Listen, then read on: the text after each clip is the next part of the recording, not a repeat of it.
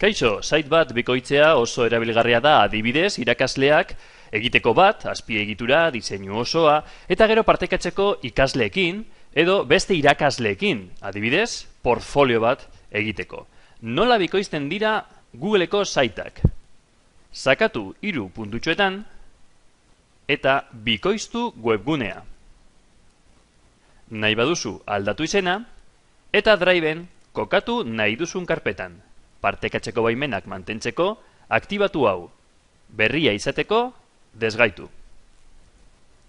Kopiatzen ari da, irekitzen badugu Drive. Hemen esan dugun lekuan, kopiatzen da webgunea bikoiztuta. Beste modu bat dago, eta da Driven bertan, hautatu webgune hori, eta eskuineko botoiarekin egin kopia bat.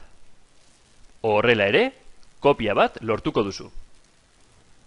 Hemen dago. Eta bukatzeko, agian ez duzu webgune osoa kopiatu nahi, baizik eta atal konkretu bat, nola egiten da hori?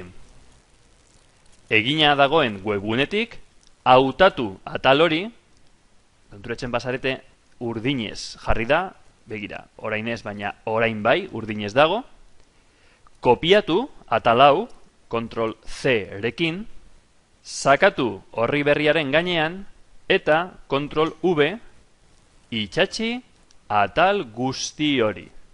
Frogatu eta esango diguzu. Eskerrik asko, agur!